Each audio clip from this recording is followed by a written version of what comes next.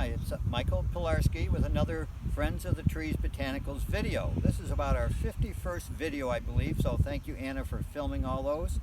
And what we have here today is a Permaculture, not a Hugelkultur, which is heavy woody biomass. This is a pile of bark.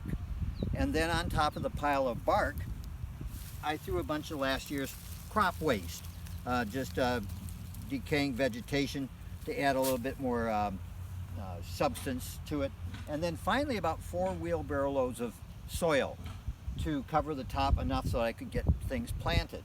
And what we have here today, there's a bunch of holy basil, Tulsi basil, Ocimum africanum, and then this is a beautiful plant here. Here's one in flower. They're just starting to flower. This is Madagascar periwinkle, Catharanthus rosea. It's used for hotels in Hawaii to make the entrances look pretty, and so it's a tropical. You won't find it here hardly ever, but it's beautiful and it's used for all kinds of cancers. So it's a, you might say a toxic medicinal. And then on this side we have spilanthes doing quite lovely, fisheye plant spilanthes, and then in the background here we have ashwagandha, withania. So these plants are all subtropical, tropical, and so they like really a warm place. So this is full sun, and being on the Hugelkultur means that it's a lot warmer root mass. So these do much better on a Hugelkultur than they do in the ground itself. So this is raised up, extra warm place for them. So a Permaculture. We'll go look at a different one in just a second here.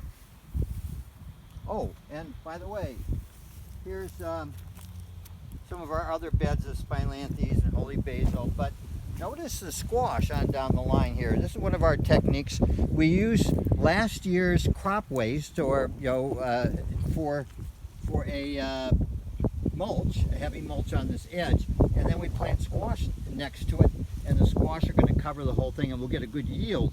So this is how we use our crop waste while it's decomposing, is to grow squash on. We want to use every square inch of ground here, which we pretty much do. So here we are at another example. This is not a Permaculture or a Hugelkultur. This is a sodiculture. This is basically sod, weeds, grasses. When we're weeding the garden, especially in the spring, there's a fair amount of weeds at first, a certain amount. So we bring all those weeds and I just pile them up here, and then we again put a little bit of actually on this one here we just went from the sod and the weeds, and I don't think we hardly even used any crop waste. We just pretty much went straight to some dirt, again about 4 wheelbarrow loads of dirt, placed the dirt on it, planted it right away. So this has been planted about 1 month ago. That last Permaculture I showed you was a month and a half from planting.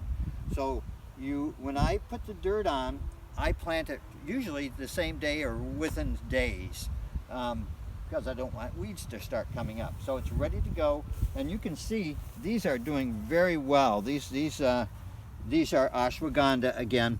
They're already starting to initiate flowering here in the leaf axils, which is really, that's really going for it. So these are, and they're sending out lots of side shoots. So these are going to be really big plants. I'll get seed from it.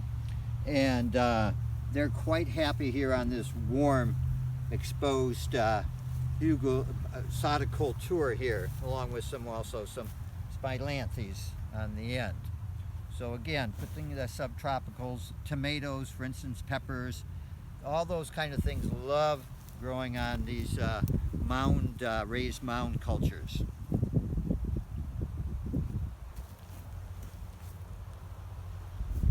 Do this at your house too.